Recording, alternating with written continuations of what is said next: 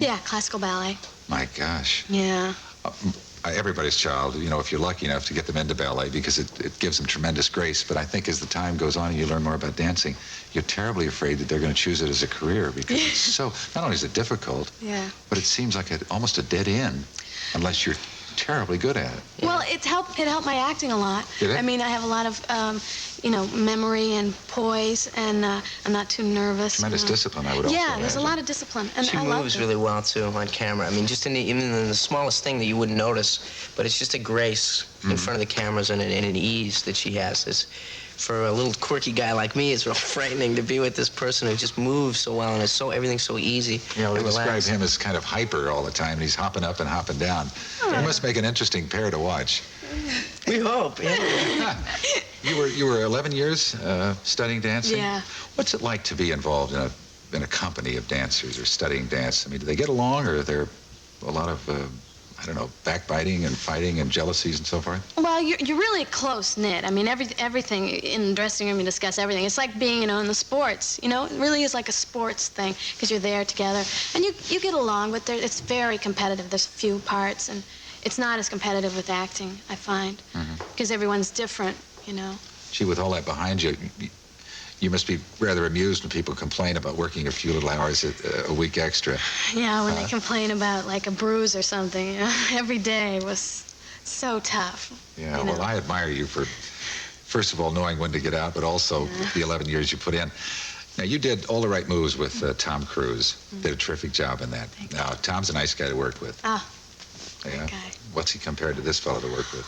Well, I learned a lot from both of them. I learned a lot dramatically, because it was only my second movie with Tommy.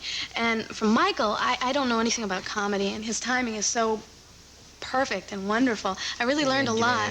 No, it is. I really learned a lot, and it was really enjoyable. Yeah, any pet peeves you might have about Michael? He was better than me. No way. I wish. Upstaged me. No My way. son. Yeah. What about you? Your feelings about Lea? I didn't really know what to expect, because I hadn't seen too much of Lea's work. I told her this, so I'm not embarrassed now. And everyone kept saying, oh, this person is great. She is great. And it got to the point where I thought, there's no way this person is going to be as good as I've heard. And she was twice as good. What is Back to the Future about?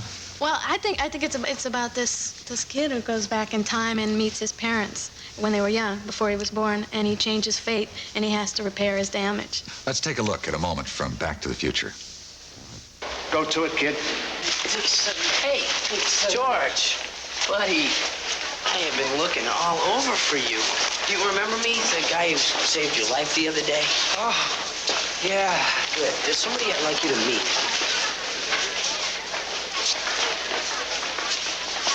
Lorraine? Calvin! I'd like to meet my good friend, George McFly. Hi. It's really a pleasure to meet you. How's your head? Oh, good. Fine. Oh, I've been so worried about you ever since you ran off the other night. Are you okay? Yeah. Oh, it's Hardy. I'm sorry, I have to go. Come on! Isn't he a dreamboat? Doc, she didn't even look at him. This is more serious than I thought. Apparently, your mother is amorously infatuated with you instead of your father. Whoa, wait a minute. Doc, are you trying to tell me that my mother has got the hots for me?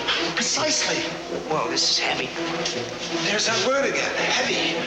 Why are things so heavy in the future? Is there a problem with the Earth's gravitational pull? That's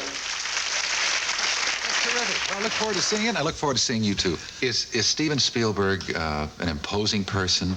I mean, he has done so well, and he's you know, head and shoulders above so many. I don't know. Do you want to I answer? mean, what's your first impression when you meet him, when you work with him?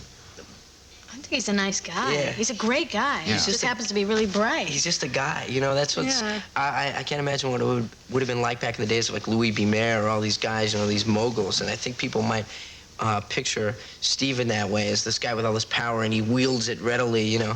He's just a guy who's a really talented guy and a really creative guy and a really supportive guy. And he and Bob Zemeckis, who is the director, and even like Gary Goldberg, who produces Family Ties, they're of a generation that is not concerned with power and things like that. They're concerned with being able to create. Well, we look forward to the release of that motion picture, Back to the Future. Thank you both for being a part of the Steven Spielberg Summer Festival, and I hope to see you soon. How about Lea? Now here's what's coming up on today's show.